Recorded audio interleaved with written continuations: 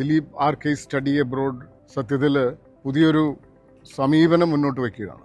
നമുക്കറിയാം, യൂറോപ്പ് ഉന്നത വിദ്യാഭ്യാസത്തിൻ്റെയും പ്രായോഗിക വിദ്യാഭ്യാസത്തിൻ്റെയും പുതിയൊരു ലോകം പ്രത്യേകിച്ച് ഇന്ത്യൻ വിദ്യാർത്ഥികൾക്ക് മുന്നിൽ തുറന്ന് ഇട്ടിരിക്കുകയാണ്. പക്ഷെ നിർഭാഗ്യവശാൽ നമ്മുടെ രാജ്യത്തൊരു പ്രോപ്പർ ഗൈഡൻസ് ഇല്ലാതെ, കൃത്യമായ ഒരു വഴികാട്ടി ഇല്ലാതെ വിദേശ പഠനത്തിന് പുറപ്പെടുന്ന ഒരുപാട് വിദ്യാർത്ഥികൾ അവിടെ ചെന്ന് കടക്കണിയിലാവുകയും കഷ്ടപ്പെടുകയും ഒക്കെ ചെയ്യുന്ന നിരവധി സംഭവങ്ങൾ റിപ്പോർട്ട് ചെയ്യപ്പെടുന്നുണ്ട്. അതുപോലെ തന്നെ ഒരു വലിയ ലോൺ എടുത്ത് വലിയ തുക മുടക്കി വലിയ പ്രതീക്ഷകൾ അർപ്പിച്ച് വിദേശത്തേക്ക് പോകുന്ന പല കുട്ടികൾക്കും വലിയ ദുരന്തങ്ങളെ നേരിടേണ്ടി വരുന്നുണ്ട്. അങ്ങനെ ദുരന്തങ്ങളെ നേരിടുമ്പോൾ അവരിൽ പ്രതീക്ഷ അർപ്പിക്കുന്ന ഒരു കുടുംബം പൂർണ്ണമായും തകർച്ചയിലേക്ക് വീണു പോവുകയാണ്. ഇതിനെക്കുറിച്ചൊക്കെ ഒരാൾ പറയാൻ വേണം.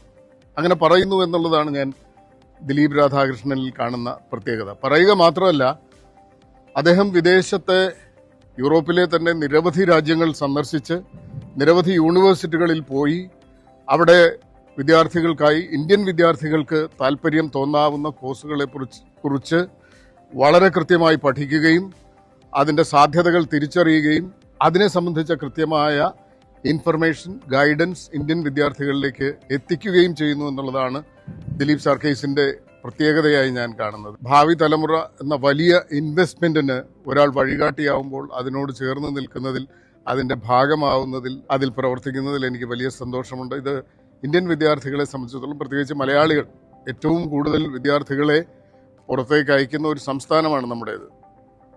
അപ്പോൾ വലിയ പ്രതീക്ഷയാണ് നമ്മൾ വിദേശ വിദ്യാഭ്യാസത്തിൽ, വലിയ ഇൻവെസ്റ്റ്മെൻ്റാണ് നമ്മുടെ സ്റ്റേറ്റിലെ ജനങ്ങൾ വിദേശ വിദ്യാഭ്യാസത്തിൽ അർപ്പിച്ചുകൊണ്ടിരിക്കുന്നത്. അതിന് കൃത്യമായ ഒരു വഴികാട്ടി, കൃത്യമായ ഒരു consultancy, Dileep R K study abroad, അതിൻ്റെ ഭാഗമാവാൻ സന്തോഷമേ ഉള്ളൂ.